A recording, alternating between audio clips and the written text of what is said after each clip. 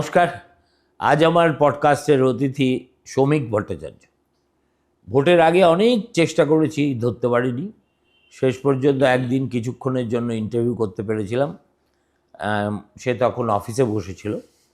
যাই হোক, শ্রমিকের সঙ্গে কথা বলতে খুবই ভালো লাগে আমার, কেননা ওর মতো আড্ডাবাজ, রসিক, সাহিত্যপ্রেমিক বাঙালি তো আজকাল এন্ডেঞ্জার স্পিসিস হয়ে গেছে।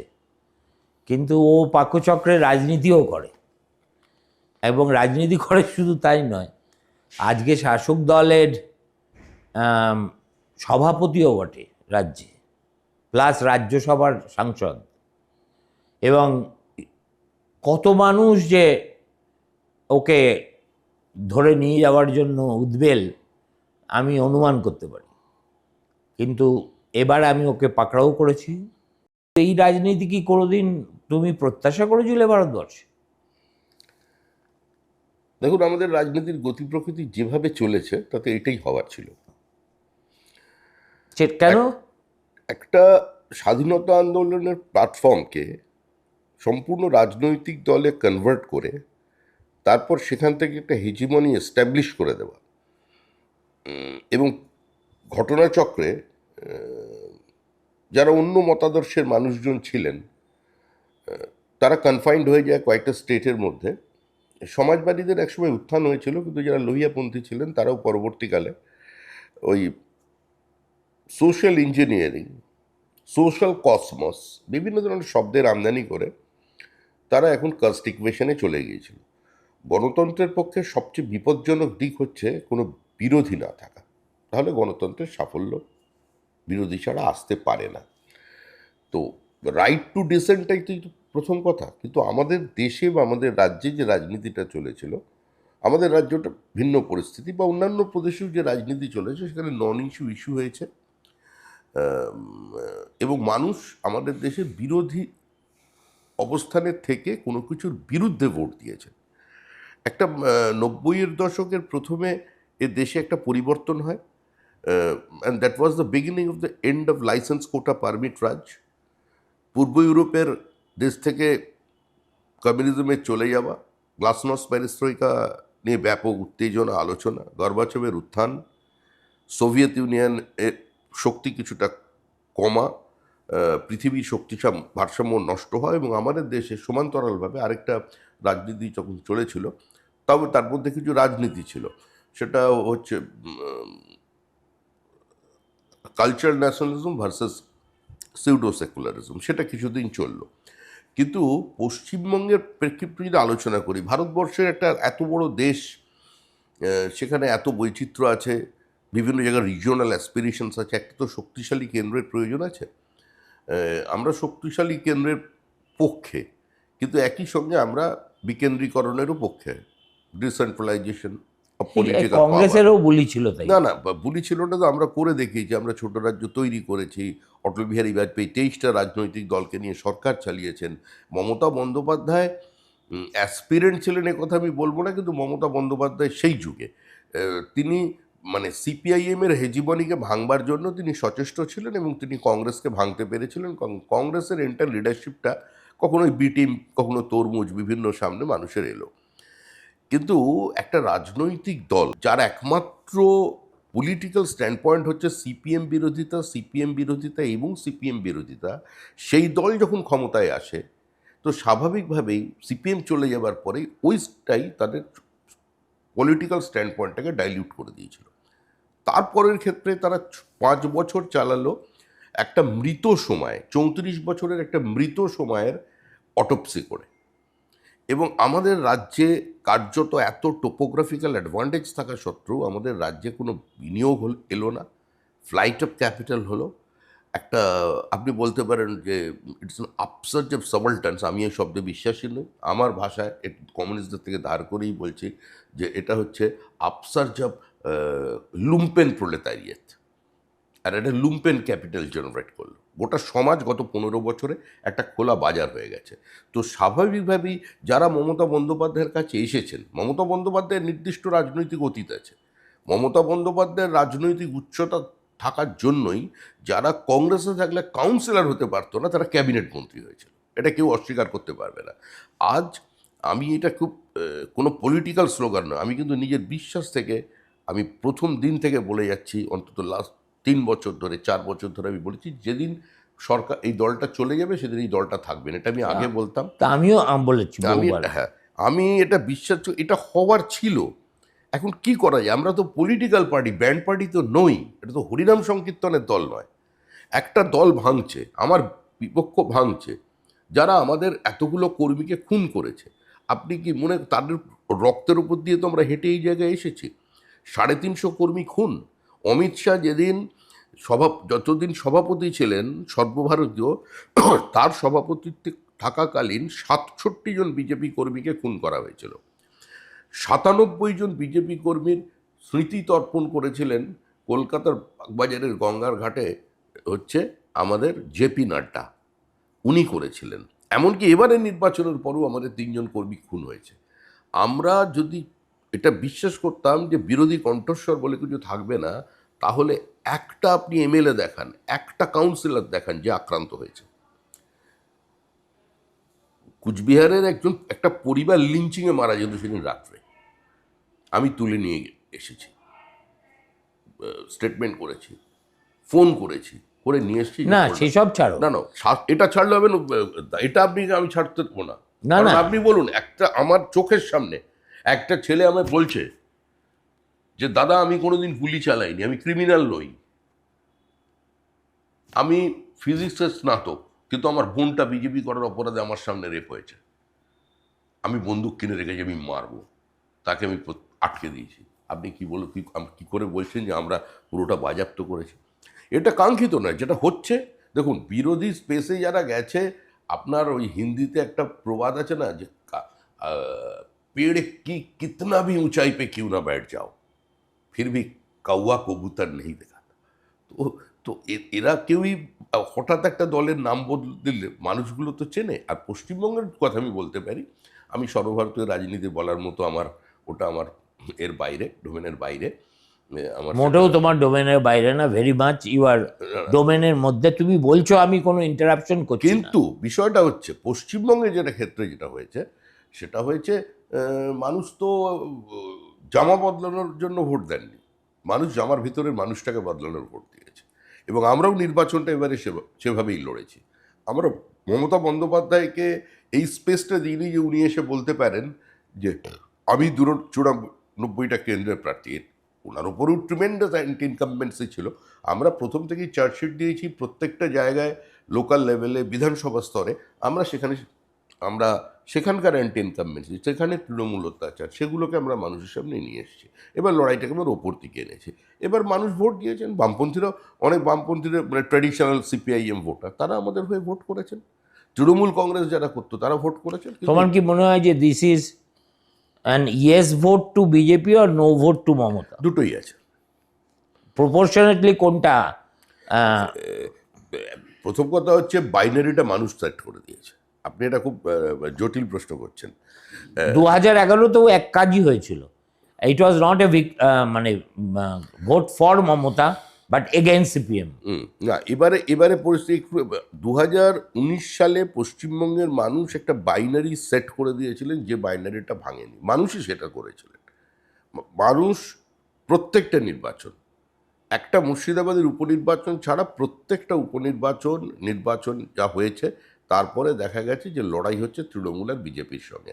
পশ্চিমবঙ্গের পলিটিক্স চিরকালই পোলারাইজড পলিটিক্স। কারণ আমি বলেছি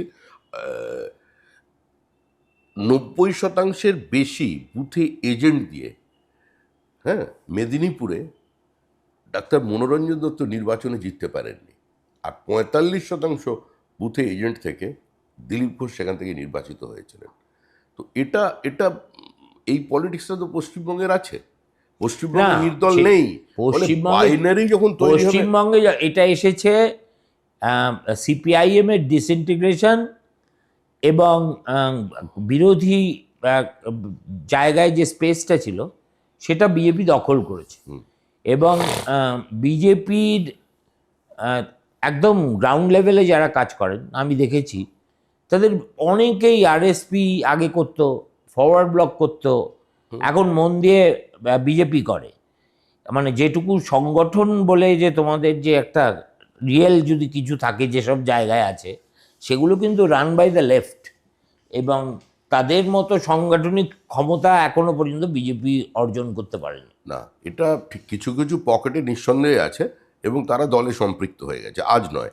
1996 সাল পর্যন্ত যে ডেডিকেটেড, যে কমিটেড ওয়ার্কার্সরা বিজেপির মধ্যে ছিল, এখনও তারা দলের মধ্যে আছে। হয়তো কারো বয়স হয়ে গেছে, স্বাভাবিক ব্যাপার, প্রত্যেকের দীর্ঘদিনের ব্যাপার, এইসব সমাজে অর্থনৈতিক ব্যাপার থাকে, প্রত্যেকেরই রুজি রুটি বেঁচে থাকার ইচ্ছা থাকে। তো যে জায়গায় ছিল তার থেকে অনেক কম কর্মী নিয়ে আমরা কিন্তু অনেক আসন জিতেছি। 1996 বিজেপির সংগঠন ধাক্কা খেয়েছে কবে? 1996 সালে। 1996 সালে ধাক্কাটা শুরু হয়, আমাদের আস্তে আস্তে বোঝানো হয় যেখানে জোটের দরকার আছে, এবং 98 সালে মমতা বন্দ্যোপাধ্যায়ের যে জোট, 96-এর পর থেকে মমতা বন্দ্যোপাধ্যায়কে স্পেস দেওয়া হলো রাজনীতির। 98 সালে যদি আমাদের মতো করে আসন সমঝোতা হতো, তাহলে আজকে পশ্চিমবঙ্গে ক্ষমতায় বিজেপির মুখ্যমন্ত্রী আগেই হয়ে যেত।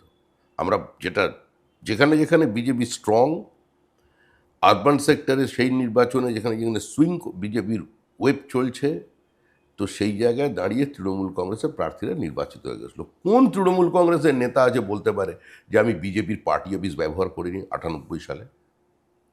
কাকলি ঘোষ দস্তিদার নির্বাচন লড়েছিলেন হাওড়া থেকে, বিজেপির পার্টি অফিস। বর্ধমান, মেদিনীপুর, জলপাইগুড়ি, আলিপুরদুয়ার, কুচবিহার, মালদা, কিন্তু এত করেও 7টার বেশি জিততে পারেনি। পারেনি। সেটা তো সম্পূর্ণ ব্যাপার সিপিআইএমের সেই যুগের সংগঠন বা তখনকার সামাজিক পরিস্থিতি, আজকের নয়। আজকের এখন তো আমরা যে সময় রাজনীতি করেছি আর এখন যারা রাজনীতি করছে তার মধ্যে তো মৌলিক পার্থক্য এসেই গেছে। আমার কথা হচ্ছে, does politics exist or it is completely একটা ট্রানজাকশনাল রিলেশনশিপ হয়ে গেছে? পলিটিক্স বহু জায়গায় এক্সিস্ট করে না, বহু জায়গায় করে না, এটা কেউ অস্বীকার করতে পারবে, ইনক্লুডিং ইন বেঙ্গল। ইনক্লুডিং এখন একটা ট্রানজিশনাল পিরিয়ড চলছে। এটা আপনি ট্রানজিশন বলে তো কোনো ফ্যাক্টর হয় না। না, ট্রানজিশন বলে ফ্যাক্টর আপনার এখন একটা দল, যারা রাজনৈতিক দল নয়, তারা ধারাবাহিকভাবে 15 বছর ক্ষমতায় ছিল এবং তারা খুব কনফিডেন্ট ছিল তারা 170টা আসন পাবে। এতটাই কনফিডেন্ট তারা ছিল 170টা আসন পাবে, বা তাদের বোঝানো হয়েছিল। তা সেই জায়গা থেকে তারা হঠাৎ নিশ্চিহ্ন হয়ে গেল। মুখ্যমন্ত্রী নিজের একদম বড় পর্যন্ত হেরে গেলেন, হারারই ছিল ওটা। আপনি বলেছিলেন আমাকে যে ওখানে প্রার্থী কোনো ফ্যাক্টর নয়, মমতা বন্দ্যোপাধ্যায় ভবানীপুরে হারবে, এটা আপনারও প্রেডিকশন ছিল। আপনি বলেছিলেন যে প্রেসিডেন্টস রিজনে সুইং করবে, মানে একটা বিরাট ওয়েভ আসছে, এবং সেটা অমিত শাহ বিশ্বাস করতেন। তিনি প্রথম দিন থেকেই বলেছেন যে যেই প্রেসিডেন্ট রিজন, যেটা আমরা 109-এর মধ্যে গতবারে একটা আসন পেয়েছিলাম, সেখানে একটা অভাবিত ফল হতে চলেছে এবং এটা হবেই, এটা ওনারও বিশ্বাস ছিল। তো স্বাভাবিকভাবে কিছুটা বিশ্বাস আমারও ছিল, কিন্তু আমি তো একটু টেনশনে ভোগা পেশেন্ট, ওই জন্য আমি বলে উঠতে পারিনি। কিন্তু 207 পেরিয়ে পৌঁছবো এই বিশ্বাস আমার ছিল না। কি করে থাকবে বর্ধমানে কনস্টিটুয়েন্সি, মানে বুথের পর বুথে কোনো বিজেপি এজেন্ট নেই, সংগঠন নেই, কিছু নেই। মানুষ এসছে বিজেপিকে দেখে শুনে বুঝে ভোট দিয়ে চলে গেছে। বর্ধমানের একটা দুটো আসন এরকম আছে যেখানে সত্যি আপনার কথার সঙ্গে একমত। আবার যদি আপনি কালনা কাটোয়া ওখানে আছে, কালনা কাটোয়ায় আছে, পূর্বস্থলে এই বেলটা দেখেন, বর্ধমান শহরে আমরা দুর্বল ছিলাম, আগাগোড়া দুর্বল ছিলাম। আমাদের প্রার্থী ওখানে জিতেছেন, মন্ত্রী হয়েছে, জিতেছেন, মানুষ বেরিয়ে এসছে। এখন সারা রাজ্যে যখন হচ্ছে, it was the election for rejection. আমার কি মনে হচ্ছে জানো, যে আমি তোমাকে ফ্র্যাঙ্কলি বলছি যে তোমার সঙ্গে এই স্তরে কথা বলা যায় বলে বলছি, কারোর সঙ্গে বলা যায় না তাই বলি না, ঠিক আছে? যেটা হচ্ছে সেটা হচ্ছে এই অপরচুনিজমের রাব অফ এফেক্ট হয়তো সেটা কিন্তু বিজেপির গায়েও পড়ছে বাই ডিফল্ট। বিজেপি যদি সতর্ক না হয়, এর জন্য BJP will pay very heavy price. তার কারণ হচ্ছে কি, ধরো এই যে জন কি একটা এনসিপিআই বলে একটা প্রায় ভৌতিক একটা দলে ঢুকে গেল। হ্যাঁ, ঢুকে যাওয়ার পরেই they get audience from the number 2। তারা ছবি ছাপায় এবং তাদের যিনি নেতা সুদীপ বন্দ্যোপাধ্যায়, মানে যে সময় আত্মা দেহ থেকে চলে যায় এই সময় তো ওনার মন্ত্রী হওয়ার ইচ্ছে হয়। যাই হোক, তিনি বলছেন আমি অমিত শাহর সঙ্গে পাক্কা 45 মিনিট কথা বলে এসেছি এবং এটা দেখে অনেকে ভয় পেয়ে গেছে। ঠিক আছে, এই সুদীপ বন্দ্যোপাধ্যায় ভুবনেশ্বরে আমার আগে তার জেল জীবন এবং হাসপাতাল জীবন দুটোরই কাহিনী আমি জানি, সেটা আমি এখানে বলতে চাই না। এই সুদীপ বন্দ্যোপাধ্যায়কে প্রিয়রঞ্জন দাশমুন্সী 87 সালে গায়ের জোরে ওই বউবাজার কেন্দ্র থেকে আনসারিকে সরিয়ে গায়ের জোরে করে দিয়েছিল। মানে একটা কনজেনিটাল অপরচুনিস্ট, কনজেনিটাল। মমতার যখন এর পরেও সমস্যা হয়েছিল, তোমার মনে আছে, ওই জোড়া মোমবাতি নিয়ে দাঁড়িয়ে গেছিল কলকাতা নর্থ থেকে। ও কিন্তু এর মধ্যেও মমতা ছেড়েছে, আবার মমতায় ফিরেছে, আবার মমতার হয়ে জিতেছে। ও যেতেই না তাপসের এগেন্সি নর্থ ক্যালকাটা, যদি না মমতা নিজের দায়িত্ব নিয়ে সেদিনকে উত্তর কলকাতার যত পুলিশ স্টেশন আছে তাদেরকে মানে তুর্কি নাচন না নাচাতো। এটা আমার কাছে প্রেস্টিজ ফাইট। সুদীপদাকে জিতাতে হবে, তাপসকে হারাতে হবে, আমি তো তার সাক্ষী রে বাবা। বাঙালি লক্ষ্য করছে না? কাকলি ঘোষ-দস্তিদার এত বড় বড় কথা হঠাৎ বলছে, বাঙালি লক্ষ্য করছে না? আমি তোমাকে বলছি, এই অপরচুনিটিতে দুজন খুব ডিসক্রেডিটেড লোক হঠাৎ করে খুব ক্রেডিবল হয়ে গেছে। একজনের নাম মহুয়া মৈত্র, আরেকজনের নাম কুণাল ঘোষ। সুতরাং মানে এটা তো বিজেপি পেট্রোনাইজ করবে, এটা মানে কেন করবে? কিসের দরকার বিজেপির? এদের তোমরা যখন যাবে ধরো এই 20টা লোকের কেন্দ্রে এই লোকসভা এলে, তো মানুষ তো প্রশ্ন করবে যে মশাই আপনারাই তো অক্সিজেন দিয়ে এদেরকে রেখে না না, দিন। অক্সিজেন ওখানে যেখানে অক্সিজেন পাওয়ার পাবে, এখানে এখানে যে যার কেন্দ্রে যখন ফিরবেন তখন তাকে সেখানে বিজেপির মানে যাকে বলে বিজেপির আধিপত্যটাই থাকবে। মানুষ বিজেপিকে ভোট দিয়েছেন, মানুষ এদের চেনে। কিসের গ্যারেন্টি আছে? সেটা সময় বলবে। অনেকে পদত্যাগ করতে চান সুমনদা, অনেকে চায়, অনেকে আসতে চায়। আমাকে জিজ্ঞাসা করলো যে ভালো সুমনদা আপনি এই তৃণমূলদের নিয়ে কি ভাবছেন? আমি বললাম আমাদের স্ট্যান্ড তো ঠিক ছিল, ভোটের আগে নির্বাচন ছিল, ভোটের পরে তো আমি কিছু বলিনি। ভোটের আগে আমি বলেছি যারা সিন্ডিকেটে ছিলেন না, যারা চাকরি কেনেননি, বিক্রি করেননি, যারা নিরপরাধ মানুষের উপর অত্যাচার করেননি, যারা সোশ্যাল ওয়েলফেয়ার ফান্ডের টাকা তছরূপ করেনি, বিরোধীদের মারধর করেনি, নিজেরা জীবনে অনেক কষ্ট করে বিপরীত অবস্থানে থেকে ঘাম রক্ত দিয়ে ওই ঘাসফুলেকে অপ্রাসঙ্গিক মমতা বন্দ্যোপাধ্যায়কে প্রাসঙ্গিক করতে সাহায্য করেছিলেন, তারা এই নির্বাচনে এই দুরবস্থা থেকে মুক্তির জন্য আমাদের ভোট দিন, তার ভোট আমি চেয়েছি। মানে তাহলে আপনি কি বলতে চেয়েছেন ভালো তৃণমূল খারাপ তৃণমূল কিছু বলে কিছু আছে? আমি বললাম যে একটা জায়গায় সম্পূর্ণ সবাইকে তো খারাপ বলে দেওয়া যায় না, এরকম পৃথিবীতে কিছু হয় না যে সবকটা লোকই চোর, এটা হয় না। এটা কি কোনো সাক্ষাৎকারে বলেছিল? হ্যাঁ, বাইরে বলেছে সব। কাকে? এক সাংবাদিককে, ও এখন দিল্লি নিবাসী সে। তা আমি বলেছিলাম তাকে, তারপরে আমি বলেছি যে মজা করে বলেছিলাম যে তৃণমূল হচ্ছে, সেটা প্রায়ই আমি বলি যে ধবধবে কালো আর কুচকুচে সাদা, এটা হচ্ছে তৃণমূল। এদের সম্পর্কে যত কম কথা বলা যায় ততই ভালো। তো ওইটাই ভালো। ধবধবে সাদা কারা? আমি কুচকুচে সাদা আর ধবধবে কালো। কুচকুচে সাদা ধবধবে কালো, এইটা তো একটু লোকের মাথার উপর দিয়ে চলে যাবে। এটা হচ্ছে তৃণমূল। তৃণমূল কোনো রাজনৈতিক দল নয়, তৃণমূল কোনো রাজনৈতিক দল ছিল না, আর আজকে তৃণমূল কংগ্রেস নেই, এটা হবার ছিল।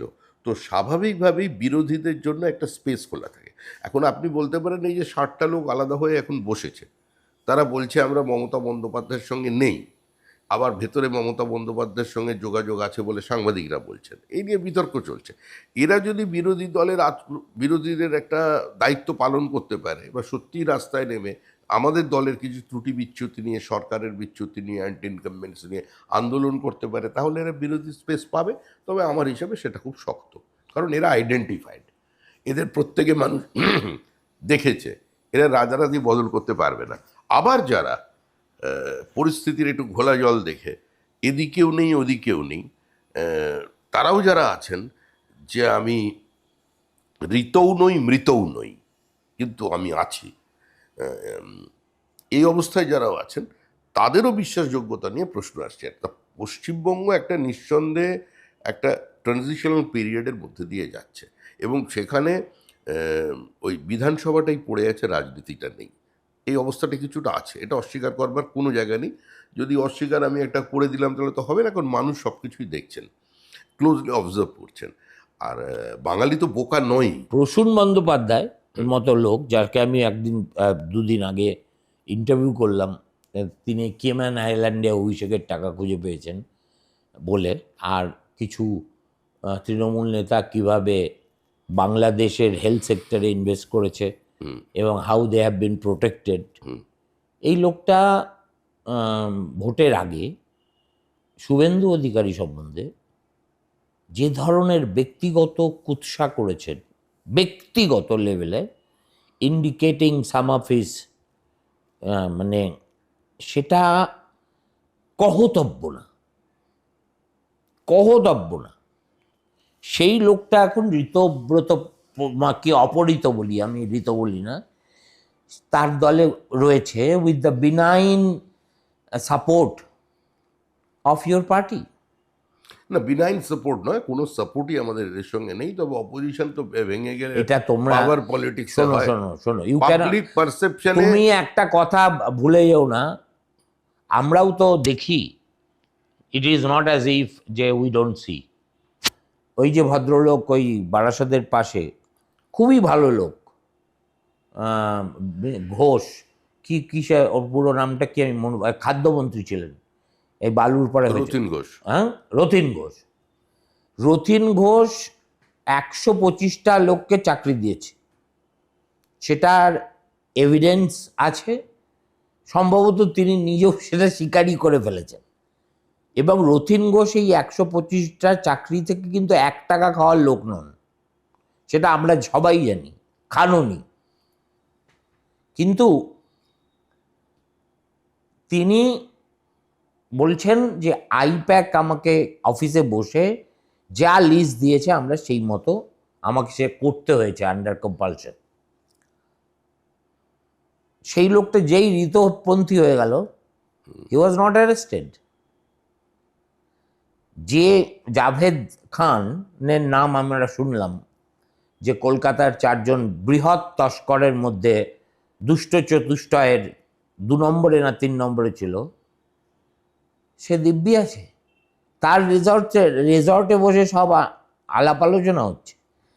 আমার বক্তব্য হচ্ছে, এবং তার বিরুদ্ধে কোনো ব্যবস্থা হলো না, ওই যে একটা বাড়ি ভাঙা হলো, এভরিথিং স্টপড। কোথাও একটা যে আনহোলি অ্যালায়েন্স আছে, এবং এই শিবিরে থাকাটা হচ্ছে জেল মুক্তি মহাসভা। জেল পালাতে চাও, জেল আটকাতে চাও, জেলে যেতে না চাও, তাহলে এইখানে এসো। দেখুন, আমাদের দলের এ ধরনের কোনো সিদ্ধান্ত নেই। সরকার কাকে বাড়ি ভাঙবে, কাকে অ্যারেস্ট করবে, সেটা সম্পূর্ণ প্রশাসনিক ব্যাপার। এবং আমি আপনাকে একদম অত্যন্ত দায়িত্ব নিয়ে, দৃঢ়তার সঙ্গে এবং সততার সঙ্গে বলছি, পার্টি এই দুষ্কৃতীদের সঙ্গে নেই। সমাজ এদের শাস্তি চায়, কিন্তু পশ্চিমবঙ্গে আমরা যে সরকার তৈরি করেছি সেটা পশ্চিমবঙ্গ রাজ্য সরকার। আমি বিশ্বাস করি সেই রাজ্য সরকার এদের বিরুদ্ধে ব্যবস্থা নেবে। কেন্দ্রীয় তদন্তকারী সংস্থা তদন্ত করছে, এই তদন্তের হাত থেকে কেউ বেঁচে পালাতে পারবে না। এটা একটা সময় চলেছে, এই একটা টার্মোইল চলেছে এখানে, তো এটা কেটে যাবে। প্রণব মুখার্জি বলতো আমাকে যে আমাদের সময় নিয়ম ছিল যে কাউকে যদি মন্ত্রী করা হয় প্রথমে deputy minister, deputy first, then minister of state, then minister of state independent charge, then cabinet. এই যে প্রথা ছিল আমাদের যে ক্যাবিনেট ফর্ম অফ গভর্নমেন্টে, এই সবই তো বাইশে কি তেইশই হয়ে যাচ্ছে না? না না, আমাদের জিততে হবে। দেখুন, আমরা বাইরে থেকে মুখে নিয়ে প্রত্যেক রাজনৈতিক দল তো হারা যেতে একটা শিক্ষা নেয়, হারলেও নেয়, জিতলেও নেয়। 2021 সালে আমরা একটা শিক্ষা নিয়েছিলাম, সেখান থেকে সরে এসে আমরা একটা করেছি। আমরা আমাদের পার্টির কর্মীদের জিতিয়ে এনেছি এবং আমাদের কাছে যারা জিতে এসছে তাদের মধ্যে মন্ত্রী করতে হবে। মন্ত্রী করার জন্য এক্সপিরিয়েন্সড আমরা কি তৃণমূল থেকে আমদানি করবো? That's not the point. হ্যাঁ, পয়েন্ট হচ্ছে যে এমন একটা সময় আসে যখন সব দলকেই এটা এই ধরনের না না, পরিস্থিতির মুখে আমি পড়তে হয়। যে প্রসঙ্গে বলেছিলাম যে যারা কাউন্সিলর হতে পারতো না কংগ্রেসে থাকলে, কেন হতে পারতো তুমি না? যোগ্যতার প্রশ্ন না, আমি বলেছো। যোগ্যতার প্রশ্নে বলিনি, আমি এদের যোগ্যতা নিয়ে প্রশ্ন তুলিনি। আমার বক্তব্যটা হচ্ছে এই জায়গায়, ধরুন কংগ্রেস যখন দলটা ছিল, কংগ্রেসের কিন্তু এস্টাবলিশ কিছু কিছু জায়গায় কিছু নেতা ছিলেন। আজকে ধরুন অরূপ বিশ্বাস, আমি কথার উদাহরণ হিসেবে বলছি, অরূপ বিশ্বাস যে জায়গার নেতা, সে জায়গায় কংগ্রেসের একজন এস্টাবলিশ নেতা ছিলেন। তো সেই তার যদি দলটা না ভাঙতো, পাশে যা না হতো, অরূপ বিশ্বাস সেখানে কাউন্সিলর হতে পারতো না। কারণ হাইপটা এসেছিল। অরূপ বিশ্বাস যদি কংগ্রেসই থেকে যেত, অরূপ বিশ্বাস কোনোদিন কাউন্সিলর টিকিট পেত না, কারণ ওখানে এস্টাবলিশ তার থেকে সিনিয়র লোক ছিল। এটা যোগ্যতার প্রশ্ন নয়, কিন্তু ছিল। পঙ্কজ ব্যানার্জি ছিল। ওটা তো এর দিকে বললাম, আপনি তো এর দিকের কথা বলছেন, আমি ওর বাড়ির দিকের কথা বলছি, আমি ওর যোগ্যতা নিয়ে কোনো কথা বলছি না, হতে পারত না। কিন্তু দেখা যাচ্ছে যে মানুষগুলো মমতা বন্দ্যোপাধ্যায়ের ছত্রছায়া থেকে এখানে গেলেন, মমতা বন্দ্যোপাধ্যায়কে দেখিয়ে জিতেছেন, মমতা বন্দ্যোপাধ্যায় ব্র্যান্ড, অস্বীকার করুক বা না করুক, রাতারাতি একটা দল ভাঙতে পারে, আর সেটা সম্পূর্ণ উঠে যেতে পারে। এবং তারা যেভাবে আক্রমণ করছে মমতা বন্দ্যোপাধ্যায়কে, তার এটা থেকে কি প্রমাণ হচ্ছে যে ওটা কোনো রাজনৈতিক দল ছিল না। এবং এই সেটা তো আমরা প্রথম এবং দিন থেকেই জানি। এবং এটা আপনি জানেন, সুমন চট্টোপাধ্যায়ের Before রাজনৈতিক before বিশ্লেষণ- before the arrival of Abhishek, it was a band party. After the arrival of Abhishek, it became completely একটা মানে কি বলবো perverted version of a corporate entity. Hmm, আর যেখানে there was a complete mismatch between the party and the set up. Hmm. বা তৃণমূলের পতনের কারণ কিন্তু তৃণমূল নয়, তৃণমূলের পতনের কারণ হচ্ছে আইপ্যাক, তৃণমূলের পতনের কারণ হচ্ছে অভিষেক বন্দ্যোপাধ্যায়, তৃণমূলের পতনের কারণ মমতা বন্দ্যোপাধ্যায়ের ইন্ডালজেন্স। ঠিক আছে, this three mistakes combined.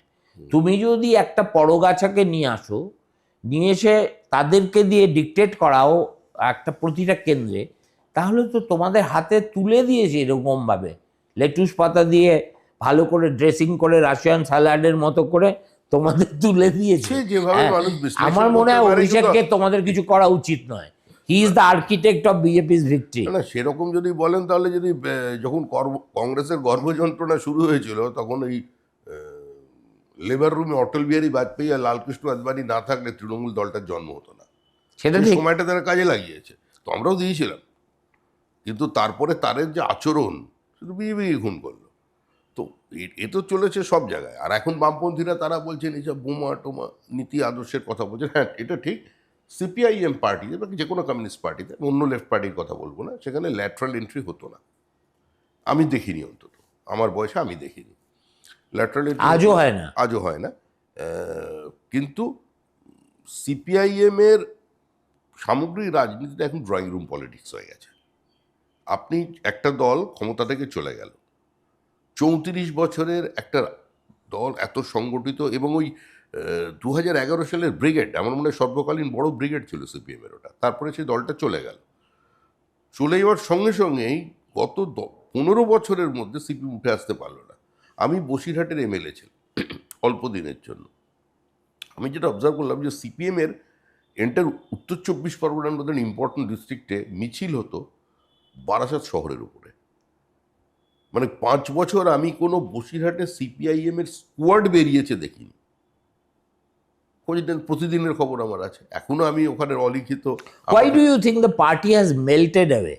Why do you think? দেখো, পার্লামেন্টারি ডেমোক্রেসিতে পরাজয় is as inevitable as your victory. হুম, ঠিক আছে, হতে পারে 34 বছর সরকারে থাকতে থাকতে ওদের কাছে পরাজয়টা একটা প্রায় এলিয়েন কনসেপ্ট হয়ে গেছিল। আমরা ভাবতাম আনন্দবাজারে যে প্রত্যেকবারই হারবে, আর প্রত্যেকবার তার চাইতে বেশি ভোটে জিতে আসতো, বেশি আসন নিয়ে। সে ছাড়ো, কিন্তু পার্লামেন্টারি ডেমোক্রেসিতে একটা দল, ইন্দিরা গান্ধী ৭৭ ওইভাবে হারল, ৮০-তে ওইভাবে ফিরলেন, ঠিক আছে, ৮৪-তেও হারতেন, মানে পরের ভোটটাতে, তাতেও কেউ could not have written her off, she would have again come back in 1991। হয় তিনি নিজে আসতেন, নয় তার ছেলে আসতো, হোয়াট এভার। কিন্তু সিপিএম, এই যে আমি এখনো পর্যন্ত আমার এতদিনের রাজনৈতিক অভিজ্ঞতা যা কিছু দেখছি, এখানে তো বিপ্লব করে পার্টি, কমিউনিস্ট পার্টি আসেনি, যেটা সুভাষদার বক্তব্য ছিল। সকাল থেকে রাত্রির অবধি আমরা শুধু পার্লামেন্টারি ডেমোক্রেসি করতেছি, আর ওইখানে গিয়ে আমাকে বলতে হবে যে বিপ্লব হবে। এই করে কতদিন কাটাবো আমরা? তো আমার কথা হচ্ছে, তোমার কি মনে হয় as a political person, how do you see this complete decimation of CPIM in Bengal's politics? প্রথম আমার যেটা ব্যক্তিগত মত, সেটা হচ্ছে আমাদের পশ্চিমবঙ্গের রাজনীতিটা অনেক বেশি ফুটবলের মতো, বডি কন্ট্যাক্ট গেম। এখানে রাজনৈতিক আগ্রাসন বা পলিটিক্যাল হস্টিলিটি যেটা আছে ভারতবর্ষের অন্য কোনো জায়গায় সেটা নেই। এখানে একটা শত্রুতার মতো ব্যবহার আছে। স্বাভাবিকভাবেই এখানে গুলি, লাঠি, মারামারি, কলেজ দখল এসব ছিল। সিপিআইএম এর আর রাজনীতিতে লড়াই করে কারা, মানে এই ধরনের মুভমেন্টে কারা থাকে? 22 থেকে খুব বেশি হলে 40। এই যে এজ গ্রুপটা সিপিআইএম এর ছিল সারা রাজ্যব্যাপী, এই এজ গ্রুপটা কোনোদিন বিরোধিতা দেখেনি, মানে বিরোধিতা করতে হয়। এরা পুলিশের জিপের উল্টো দিকে দাঁড়িয়ে রাজনীতি করেনি, পুলিশের জিপের পিছন থেকে রাজনীতি করেছে। এদের প্রশাসন সবসময় প্রোটেক্ট করেছে, দু একটা পকেট ছাড়া সবসময় প্রশাসন এদের প্রোটেক্ট করেছে। টিএমসি কেউ জয় করেছে, হ্যাঁ করে তো, টিএমসিকে করেছে অনেক পরে। আর ফলে এরা বিরোধী অবস্থানে থেকে রাজনীতি করাটা কি, এই এজ গ্রুপটা কোনোদিন বোঝেনি, তারা লড়াই করতে পারেনি। আর দ্বিতীয় কথা, যারা লড়াই করে এসেছিলেন, যেমন রবীন্দ্র থেকে শুরু করে গৌতম দেব, এদের তো বয়স হয়ে গেছে, এই গ্রুপটা শেষ হয়ে গেছে। এই মাঝখানে এদের কোনো নেতৃত্ব ছিল না। আর দ্বিতীয় কথা হচ্ছে, এখন অ্যাপ্রোচ টু লাইফ চেঞ্জ হয়ে গেছে। এখনকার ছেলেমেয়েরা তারা অনেক বেশি ওই স্টালিন ট্রটস্কির দ্বন্দ্ব নিয়ে তারা খুব একটা চিন্তাভাবনা করে না, যেটা আপনার ছাত্রাবস্থায় আপনি করেছেন, এখনো করি। হ্যাঁ এখন আপনি করছেন, কিন্তু আপনার ছেলে করবে না। তারা তুমি বলছো যে আমার যেটা বক্তব্য সেটা কি তুমি এন্ডোর্স করো?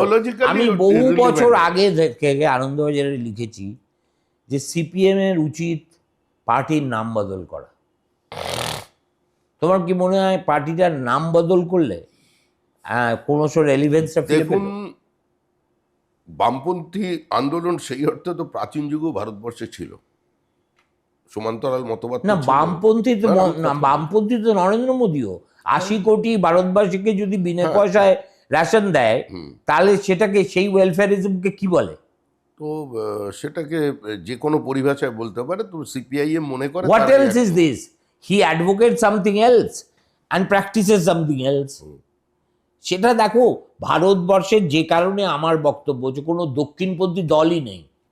তোমাদের ম্যানিফেস্টো, সিপিএমের ম্যানিফেস্টো, কংগ্রেসের ম্যানিফেস্টো পাশাপাশি ভোটের সময় পড়ে দেখবে, মনে হবে একই লোক লিখেছে। তুমি বলবে আমি 3,000 টাকা দেবো, ও বলবে 4,500 টাকা দিচ্ছি। শুনুন সুমনদা, আপনি এটা যেটাই বলুন, সারা পৃথিবীতেই প্রান্তিক মানুষের জন্য সারা পৃথিবী জুড়ে আছে, এবং মানে যেগুলো স্ক্যান্ডিনেভিয়ান কান্ট্রি ছাড়া আর কোথাও নেই। আমেরিকায় নেই। আমেরিকায় কি আছে? আমেরিকায় আপনার লাইফ সাপোর্ট সিস্টেম নেই। লাইফ সাপোর্ট আমেরিকায় যারা এই যে বিভিন্ন, আমি এখন অন্য মানে বর্ণবিদ্বেষী বলবেন, আমার বললেন, বহু মানুষ বিয়ে করছে না, সোশ্যাল সাপোর্ট সিস্টেমে তাদের করছে, ডিক্লেয়ার করছে নিজেদের যে নেই, সব একটা ঢেকে পয়সা পাচ্ছে, সব ভেঙে তছনছ করে দিয়েছে ট্রাম্প। যাই হোক, না, আমি আমেরিকান এখনো শেষ এক্সপিরিয়েন্স করতে বলছি না। আমাদের ভারতবর্ষেও গরিবি হাটায় স্লোগান দিয়ে, নেহরুভিয়ান সোশ্যালিজম দিয়ে আমরা দেশ চলতে দেখেছি, কিন্তু এই লেভেলের অনুদান নির্ভর বা ঘুষ নির্ভর রাজনীতি দেখিনি।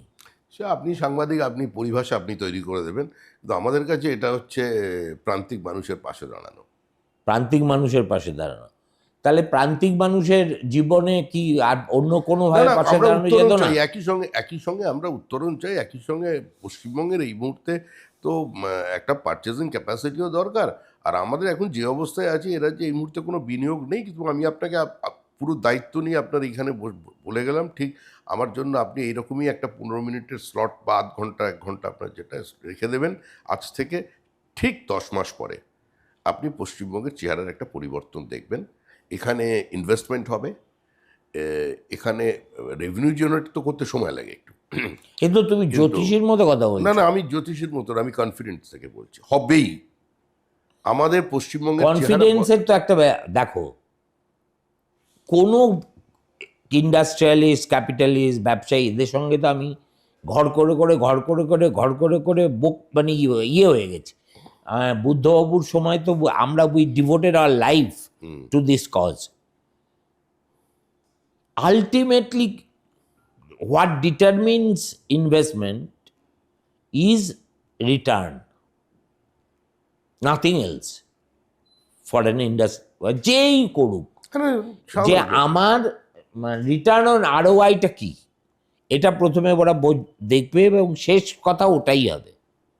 তার জন্যে they will demand certain concessions from the government, যেটা এখন সেখানেও একটা কম্পিটিশন শুরু হয়েছে, কোন রাজ্য কত বেশি করে ইনসেন্টিভ দিচ্ছে, কে বিনে পয়সায় জমি দিচ্ছে, কে বিনে পয়সায় 5 বছরের জন্য শুল্ক মকুব করছে। অন্যান্য রাজ্যের সঙ্গে পশ্চিমবঙ্গের একটা না, আমার কথা হচ্ছে হঠাৎ এই অ্যাডভান্টেজ নিয়ে ভারতবর্ষে অন্য কোনো রাজ্য নেই।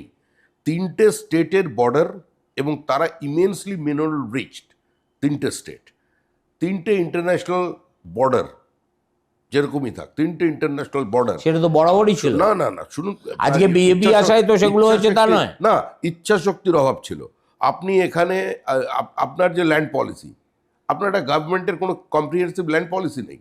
The moment Mamata came into the power, government declared we are not supposed to acquire a single square feet of land. That is true. হ্যাঁ, এবারে মমতা তো ডিস্ট্রাকটিভ পলিটিক্স করেছে। আমি মমতা ব্যানার্জিকে আমি প্রশ্ন করেছি যখন আমি অল্প দিনের জন্য বিধানসভার সদস্য ছিলাম, যে আপনি এসইজেড এর বিরোধিতা করছেন কেন? বললো আমি বিরোধিতা করে আমরা এসইজেড হতে দেবো না। This was the answer. তো এসইজেড, সিপিআইএম বা অন্যান্য লেফটিস্ট যারা ছিল, যদিও আমি ওই আপনার মতো ওই বামপন্থী শব্দ বিশ্বাস করি না, আমি মানে কমিউনিস্ট পার্টি তথাকথিত যারা বলেন তারা ছিল, তারা প্রথম থেকেই বলছিল, আলট্রা লেফটরা বেশি বলছিল স্টেট উইদিন আ স্টেট। এটা আইডিওলজিক্যালি আমরা মানতে পারি না। তো আমরা, আপনি তো এই তত্ত্বে বিশ্বাস, এটাও আমি করেছিলাম, আপনি কি এই তত্ত্বে বিশ্বাস করেন যে স্টেট উইদিন আ স্টেট? কারণ সিপিআইএমও তো করেছে, যারা এটাকে প্রোপাগেট করতো। উনি বললেন আমি সব কোনো শুনতে চাই না, আমি এখানে এসেছি। তো আমাদের এই ফলতায় তো এসিদের আছে, এসইজেড আছে, কিন্তু এসইজেড সেটা তো বামেরাই করেছে। আমি তো বলেছি বামেরাই করেছে, বাইরে বলেছে স্টেট উইদিন আ স্টেট, সমালোচনা করে বামেরা করেছে। ইনফোসিস আসতে চেয়েছিল তো ওই ছোট্ট এসিদের ইয়েতেই, বামেরা করেছিল। বামেদের প্রচেষ্টাকে আমরা স্বাগত জানিয়েছিলাম, আমরা এর বিরোধিতা করিনি। না, এক্স্যাক্টলি, ঠিক আমরা এর আছে, বিরোধিতা করিনি, কিন্তু আরো এসইজেড হতে পারতো। আপনি একটা লেভেল প্লেইং ফিল্ড দিতে হবে কাউকে। একজন এসইজেড এর ফেসিলিটিসগুলো সে এনজয় করছে, আর এসইজেড এর বাইরে বেরিয়ে এসে আরেকজন একই ব্যবসা করছে, দুটো তো চলতে পারে না। ফলে আপনাকে কিছু না কিছু ইনসেন্টিভ লিউর করবার জন্য দিতে হবে ইন্ডাস্ট্রিয়ালিস্টে। তার একটা উইন্ডফল গেইন আছে, আপনার রেভিনিউ জেনারেট করবে। আপনি শুধুমাত্র এমএসএমইর ওপর ডিপেন্ড করে একটা ইকোনমি বেশি দিন ধরে রাখা যেতে পারে না। আজকে যত বড় শিল্প হবে সেখানে বড় কর্মসংস্থান হবে না। ক্যাপিটাল ইন্টেন্সিভ ইউনিটে সে তুলনায় কর্মসংস্থান দিতে পারে না। সারা পৃথিবী জুড়ে বহু দেশের তাদের ইকোনমিক ভলিউম বাড়ছে, কিন্তু সেই তুলনায় কর্মসংস্থান বাড়ছে না। এটা ইকোনমিস্টদের কাছে একটা একাডেমিক চ্যালেঞ্জ, আর পলিটিশিয়ানসদের কাছে একটা অ্যাডমিনিস্ট্রেটিভ চ্যালেঞ্জ। তো এটার মধ্যে দিয়ে আপনাকে বেরোতে হবে, কারণ শেষ কথা কেউ দেখো, বলতে পারবে না। পৃথিবীতে এখন আগের মতো ম্যানুফ্যাকচারিং বেসড ইকোনমি তো নেই। সার্ভিস এখন সার্ভিস ওরিয়েন্টেড, সার্ভিস সেক্টর যে পরিমাণ টাকা জিডিপিতে কন্ট্রিবিউট করে, হুম 25 বছর আগে কেউ কল্পনাও করতে পারেনি। এখন now technology has taken over everything. আজকে এআই, সেমিকন্ডাক্টর, তোমাকে ভাবতে হবে, you have to think 10 years ahead। কেননা সেই রাজ্য বা সেই অর্থনীতি দাঁড়াতেই পারবে না যে ফিউচারিস্টিক নয়। তুমি যে কথাটা বলছো সেই কথাটার টাটাকে এনে কোনো লাভ নেই। আমার কথা হচ্ছে টাটা এখানে এসে কী করবে? টাটা প্রথম কথা আর ম্যানুফ্যাকচারিং কোনো ইউনিট ওরা অটোমোবাইলে করছে না, ঠিক আছে? TCS is now cannot compete with the changing environment. আমার কথা হচ্ছে টাটাও আসবে, আদানিও আসবে, আম্বানিও আসবে। এই কথাগুলো তোমরা এত লুজলি বলো। প্রিয়রঞ্জন দাশবংশীর কথা মনে পড়ে যায় আমার। প্রিয়দা এইভাবেই কথা বলতো, আর যা কোনোদিন হবে না সেটাই বলতো, আর এমন সুললিতভাবে বলতো যে লোকে বিশ্বাসও করতো না। আমি এখানে দেখুন, টাটা কি ধরনের ইন্ডাস্ট্রি করবে, কোন কার ফ্যাক্টরি করবে, কত এমপ্লয়মেন্ট জেনারেট করবে, কি ভলিউমে সেখানে ইনভেস্ট করবে, এটা সম্পূর্ণ ভিন্ন ব্যাপার। কিন্তু গাড়ি তো তৈরি হবে দেশে। আজকে সানন্দে গিয়ে যে টাটার কারখানা বন্ধ হয়ে যায়নি, আপনার হয়তো একটা প্রজেক্ট ফেল করেছে, কিন্তু তারপরে Tata in the model, Tata message দেওয়া, Tata has never left Bengal. এবার একটা বিশেষ আমাদের এই মেসেজিংটার জন্য আমরা বলেছিলাম যে এটা কেউ অস্বীকার করতে পারবে না যে টাটা সিঙ্গুর ছেড়ে যাবার পর দেশ এবং দেশের বাইরে একটা মেসেজ চলে গিয়েছিল যে West Bengal is no more a investment friendly state.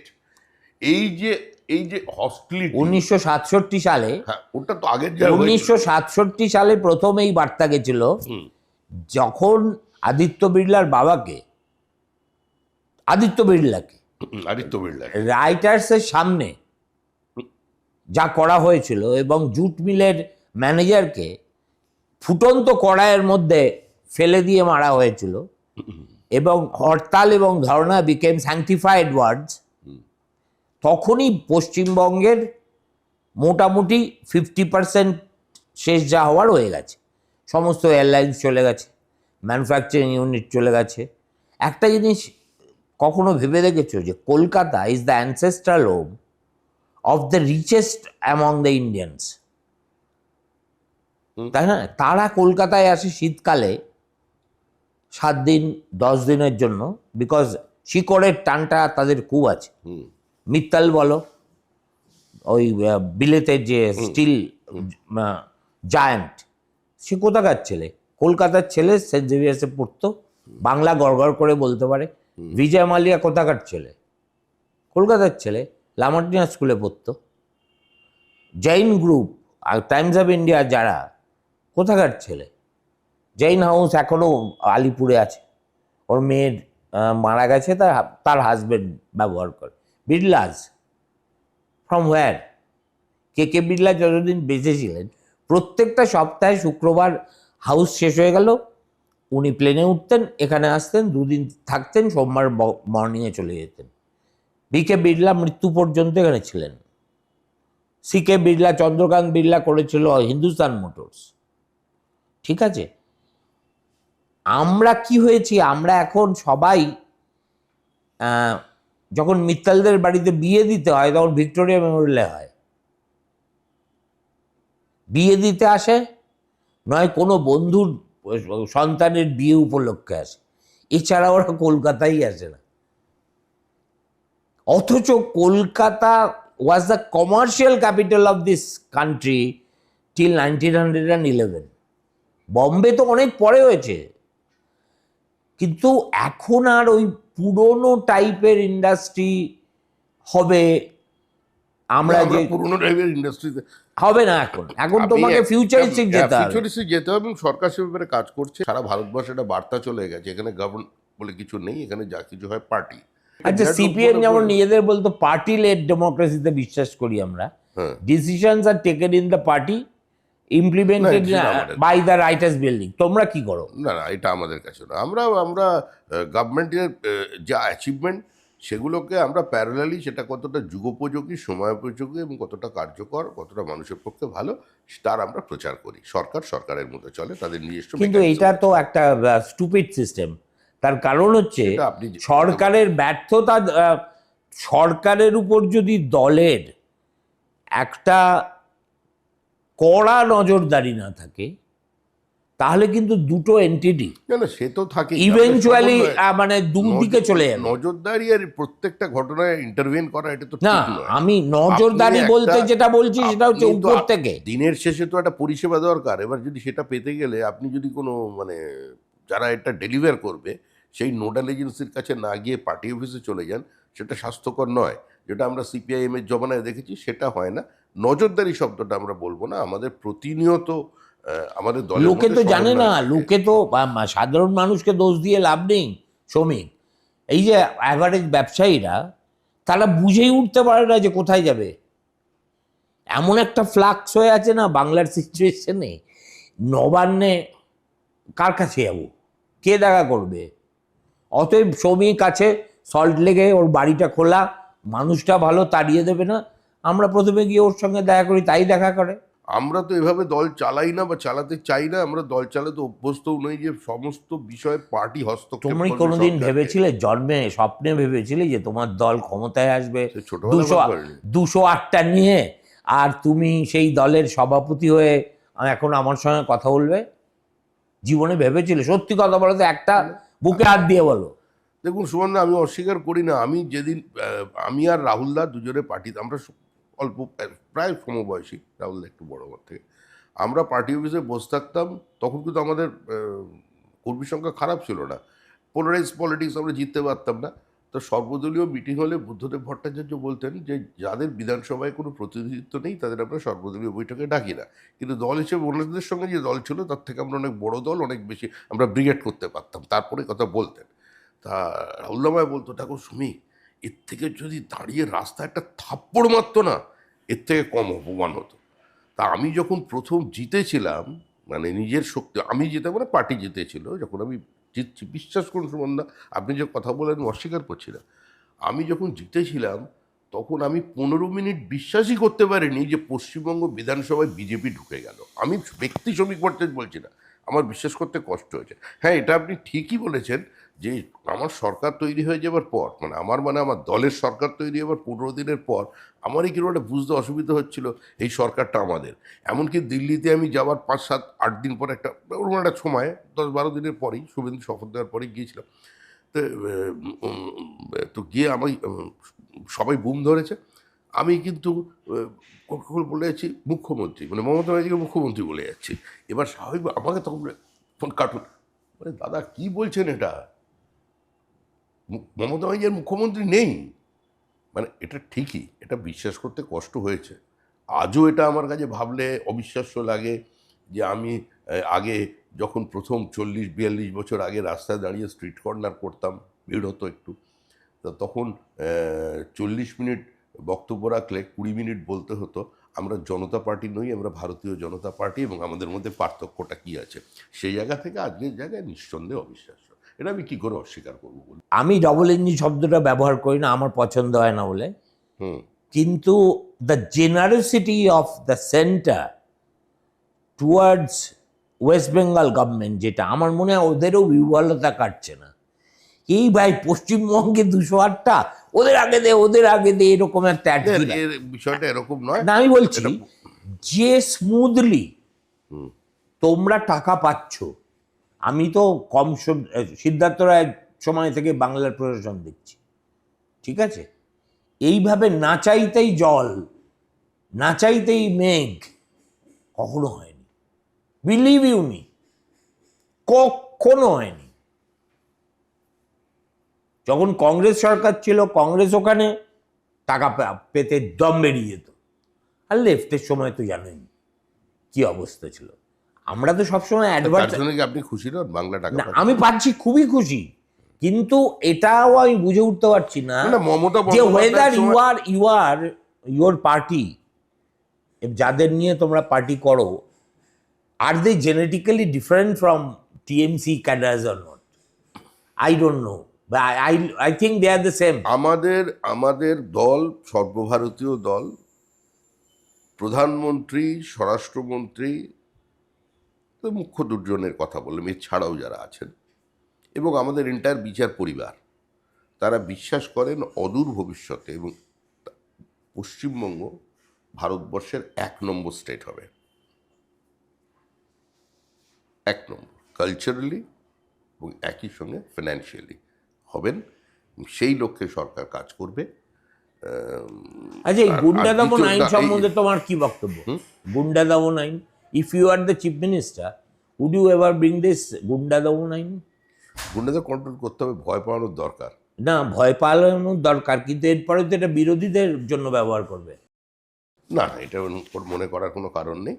আমরা ও ধরনের প্রতিহিংসার রাজনীতি করিনি। তোমরা তো করলে তো পুলিশের হাতে তোমরা যে ক্ষমতা দিয়েছো, সিদ্ধার্থ রায়ের নকশালবাড়ির সময়ে রুনু গোয়েনগি, রঞ্জিত গুপ্ত আর দেবী রায় এই ক্ষমতা পেত। তারপরে এই প্রথম দেখলাম বিজেপির একটা সরকার পুলিশকে এইভাবে ক্ষমতা দিচ্ছে এবং বিশ্বাস করছে। পুলিশকে নিয়ন্ত্রণ করছে। পুলিশ শোনো, আমি তো আজকের কথা বলছি না। অটোনোমাস বডি নয়। আজকের কথা দেখুন, বলছি না। আপনি যে সময়কার একটা কথা আইন বলছেন- গেজেটেড হয়ে গেলে দ্যাট বিকামস অ্যান আইন টিল ইট ইজ রিপিলড। হুম। একটা সময় তো তোমাদেরও আসবে যখন এই এরা বাড়াবাড়ি করছে, গুন্ডা দমনে ঢুকিয়ে দে, 12 মাস হয়ে গেল তোমার জীবন থেকে নষ্ট। তুমি তাহলে অ্যাপিলও করতে পারবে না, কোনো বেল পাবে না, কিছু করতে পারবে না। তুমি দেখেছো প্রভিশনগুলো, দে আর ড্রাকনিয়ান। সরকার মনে করেছে এই মুহূর্তে তুমি আর দায় সামাজিক যে পাশ অবস্থা- কাটাতে দায় না, এড়িয়ে দায় যাচ্ছ। কেন কাটাবো? আমি দায়ের কেন প্রশ্ন নেই। সরকার দেখেছে যে এখানে এখন স্ট্রিঞ্জেন্ট অ্যাকশন চাই। যা শুরু হয়েছে চারিদিকে, এগুলোকে বন্ধ করতে হবে। আপনি একটা ঘটনার কথা বলছি, আমি পলিটিক্যাল। আচ্ছা, what is your biggest challenge in life? এখন তুমি হঠাৎ তো একটা শাসক দলের সভাপতি হয়ে গেছো, ফ্রম এ বিরোধী দলের সভাপতি থেকে। বিরোধী দলের সভাপতির জীবনটা কিন্তু শাসক দলের সভাপতির তুলনায় অনেক আরামের অনেক আরামে। এবং নিশ্চিন্ততার মধ্যে। আমার সবচেয়ে বড় চ্যালেঞ্জ হচ্ছে এই মুহূর্তে 4 ঘন্টার বিজেপিতে কন্ট্রোল করা। ওটা কি করবে তোমরা? আমি করে নেবো, করতে শুরু করেছে। আর কিছু 4 ঘন্টা বলতে কি বলছো? ভোট মেয়ের পরবর্তী? আরে ভোট মেয়ের পরবর্তী মাঝামাঝিতেই হয়ে গেছে। কি বলছেন আপনি? কাউন্টিং শুরু হয়েছে 12টা, 12:30টায় মমতা বন্দ্যোপাধ্যায়ের ছবি খুলে নরেন্দ্র মোদীর ছবি টাঙিয়েছে। পঞ্চায়েতগুলো শুভেন্দুর ছবি লাগিয়ে দিয়েছে। তো এগুলো কি কোনো রাজনীতি নাকি? তারপরে বেরিয়ে পড়েছে লুটে, তৃণমূল অফিসে তালা লাগাচ্ছে। আবার আরও মজার আছে, তৃণমূল নিজের অফিসকে রং করে দিল গেরুয়া রং। কে বলেছে গেরুয়া রং করতে? কোন পার্টিতে এর সিদ্ধান্ত হয়েছে? গেরুয়া রং করে চাবিটা হ্যান্ড ওভার করে দিচ্ছে বিজেপির আছে, এও আছে। হঠাৎ কিছু মানুষ হয়ে গেছে বিজেপি। এদের কন্ট্রোল করা এখন নিঃসন্দেহে আমার কাছে একটা চ্যালেঞ্জ। তোমাদের সবচেয়ে বড় চ্যালেঞ্জ হচ্ছে কলকাতা পুরসভা হ্যাঁ। এবং বিভিন্ন বড় না, নিশ্চয়ই, কর্পোরেশন, আমি বলছি। মিউনিসিপ্যালিটি আমি বলছি- অ্যাডমিনিস্ট্রেশন হ্যাজ গান টু না, ডগস। সেটা সবচেয়ে বড় চ্যালেঞ্জ সরকারের কাছে এবং অ্যাজ ওয়েল এজ পার্টির কাছে তো বটেই। সবচেয়ে বড় চ্যালেঞ্জ সরকারের কাছে এই মুহূর্তে মিউনিসিপ্যালিটি, কর্পোরেশন এবং ইভেন পঞ্চায়েতগুলো। এটা সরকারের কাছে চ্যালেঞ্জ। সরকার কাজ করছে এর ওপরে। আমরাও আমাদের দলের সাংগঠনিক স্তরে, দল তো আলাদা, যেভাবে কাজ করা সম্ভব সেটা আমি করছি। আমরা মানে হোল টিমওয়ার্ক আছে। মুখ্যমন্ত্রীর সঙ্গে প্রতি সপ্তাহে আমাদের মিটিং হয়, আমরা একসঙ্গে বসি, মিনিস্টারদের সঙ্গে বসি। আমরা চেষ্টা করছি, কিন্তু কঠিন ব্যবস্থাটা, কঠিন, ভাড়ার শূন্য, মানে একটা সামগ্রিকভাবে রুচির পরিবর্তন হয়ে গেছে, রাজনৈতিক সংস্কৃতির পরিবর্তন হয়ে গেছে, ব্যুরোক্রেসি, তারা যেভাবে লুটে অভ্যস্ত হয়ে গিয়েছিল, তারা এখনও সেটা ভুলতে পারছে না। কারণ আমরা তো সবাই নেতার বান্ধবী দেখেছি, নেতার বিছানার তলায় টাকা দেখেছি, নেতার বান্ধবীর বিছানার তলায়, না, অনেকের বিছানার তলায় টাকা দেখা গেছে। আরেকজন দেখলেন না, আমরা সে তো দেখেছি। তো এগুলো দেখে অভ্যস্ত হয়ে গেছি, কিন্তু আমরা কেউ ব্যুরোক্রেটিক লুটটা দেখিনি।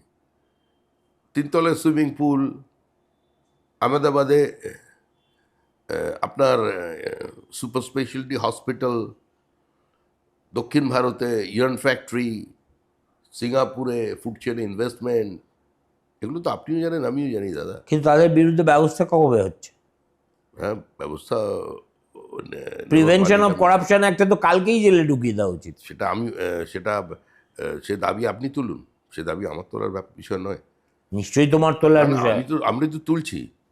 আমি তো তুলছি, সবার বিরুদ্ধেই ব্যবস্থা হবে, কিন্তু এক্ষুনি ব্যবস্থা করলে তো আপনার যা পরিস্থিতি তৈরি হয়েছে, পশ্চিমবঙ্গের যুব ভারতী কম পড়ে যাবে। মানে হ্যাঁ, সেটা ঠিক। ওটা একটা ওপেন এয়ার কারাগার করে দিতে হবে। সেরকম করতে হবে। হ্যাঁ হ্যাঁ, ওপেন এয়ার কারাগার করলে মানে যেমন রাজস্থানে আছে। 8,000 আপনার ইলেকট্রাল কলেজের সাইজ 8,000, কাউন্সিলের কাছে 30 কোটি টাকা। তৃণমূলের একজন ভদ্রমহিলা মারা গেছেন, তো বললেন উনি খুব ভালো ছিলেন, ওনার মেয়ে অত্যন্ত ভালো, ছেলেটাও সেরকম কিছু নয়, ওনার 12টা ফ্ল্যাট আছে। কারা বলছে? তৃণমূল। আমাদের বলতে হচ্ছে। এই যে আপনি দেখলেন মিউনিসিপ্যাল স্ক্যাম, এই মিউনিসিপ্যাল স্ক্যাম কারা নিয়ে এসছে সামনে? বিজেপি বলেছে? কখনো না। তৃণমূল এগিয়ে এলো, তারা বললো যে আমরা পাড়ার ছেলে, আমরা কাজ করলাম, আমরা চাকরি পেলাম না, মুর্শিদাবাদ থেকে লোক এনে, নদিয়া থেকে লোক এনে তাদের মিউনিসিপ্যালিটিতে চাকরি দিয়ে দেওয়া হলো। এবার এই সরকারি চাকরি, এই লোকটা কোনোদিন তারা চাকরি করতে আসছে না, তাদের অ্যাকাউন্টে টাকা চলে যাচ্ছে, তারা বসে আছে নদিয়াতেই, টাকা যাচ্ছে বিভিন্ন মিউনিসিপ্যালিটি থেকে। এ তো কোনোদিন দেখেনি পশ্চিমবঙ্গের মানুষ। পশ্চিমবঙ্গে কোনো দেশের মানুষই কম দেখেছে যে একটা 3টে রুমের একটা ফ্ল্যাটে একটা ইউনিভার্সিটি তৈরি হয়, এগুলো তো দেখা যায়নি। তো এই অবস্থার মধ্যে একটা সরকার ক্ষমতায় এসেছে এবং আপনার কথায় অনেক নবিস মন্ত্রী হয়ে গেছে, আপনি বলছেন, তো এগুলোর সঙ্গে তাদেরও যুদ্ধ করতে হবে। তবে একদম অপরিপক্ক আবার লোকজন কর্মসংস্থান খুব ভালো কাজ করে, আপনি দেখবেন আমাদের এই সরকার সফল হবে। না, যদি আন্তরিকতা থাকে, এটা তো আন্তরিকতা- রকেট সায়েন্স নয়। আর if you have a good bureaucrat to help you, মানে ডিপার্টমেন্টাল সেক্রেটারি ভূমিকা খুব গুরুত্বপূর্ণ। হ্যাঁ, নিঃসন্দেহে, সেটা তো অস্বীকার করে। এবং সে যদি ঠিক পথে পরিচালিত করে, তাহলে কোনো সমস্যার কিছু নেই। কেউ মন্ত্রী কোনোদিন হয়নি বলে হতে পারবে না, এটা তো কোনো কথা নয়।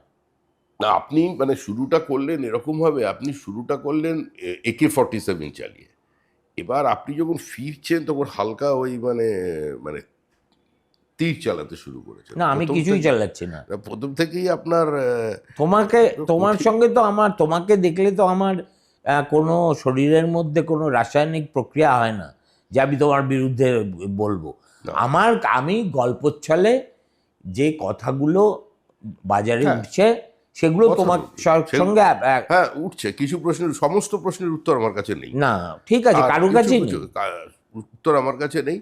আর কিছু কিছু ইস্যুকে অ্যাড্রেস করতে হবে, আমাদেরও করতে হবে, কেন্দ্রীয় নেতৃত্বকেও করতে হবে, আমাকে করতে হবে, আমার মুখ্যমন্ত্রীকে করতে হবে, সবাইকে মিলেমিশে করতে হবে। আচ্ছা, আমরা তোমার চেষ্টা সঙ্গে করব। যখন এই তো তোমাদের 21 তারিখ হাউস খুলবে, যখন 20 তোমার তারিখ। সঙ্গে এই ওই 20 জনের দ্য গ্যাং অফ 20 এদের দেখা হবে, তখন তুমি কি এদেরকে সেই আগের মতো করে শ্রদ্ধাবনত চোখে দেখবে, না কিভাবে দেখবে তুমি?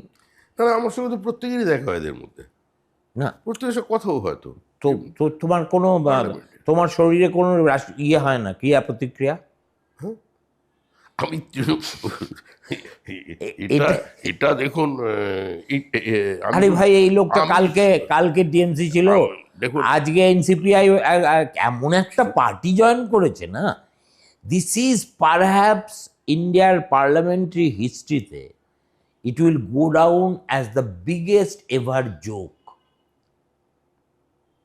হাওড়ার ওই ইয়েতে আমি পাঠালাম রিপোর্টার, বলছে দাদা এখানে তো কিছু নেই, এখানে একটা কী সব লেখা আছে, শিক্ষাই জীবন নাকি অমুক জীবন, ভিতরে একজন মহিলা আর কয়েকটা, আর কিন্তু সেন্ট্রাল পুলিশ চলে গেছে। মানে তার মানেটা কি? তার মানে হচ্ছে সাংসদ তো তার জীবনের মূল্য আছে, সেটা সুরক্ষিত করা। সাংসদ নয়, ফাঁকা একটা দালানে 2-3টে নাবালিকা বসে আছে, তাদের গার্ড দিতে সিআরপিএফ চলে গেছে। আমার বক্তব্য হচ্ছে কি, মানুষ তো এটা দেখছে। আমি পশ্চিমবঙ্গে আমার অত্যন্ত প্রিয় পাত্র একজন রাজনীতিকের সঙ্গে কথা বলছি। Beyond that I have no agenda, তুমিও জানো। আপনিও থাকুন, আমরাও থাকবো। আর অবশ্যই আপনার সঙ্গে ঠিক 10 মাস পরে আমি এই সময় হ্যাঁ, তোমাকে আরেকটা ধরতে হবে। পারাটা তো খুব কঠিন না, কাজ না। পাবেন। ওকে ধরিলে তো ধরা দেবে না, ওকে দাও ছেড়ে, দাও ছেড়ে, রবীন্দ্রনাথের গান আছে।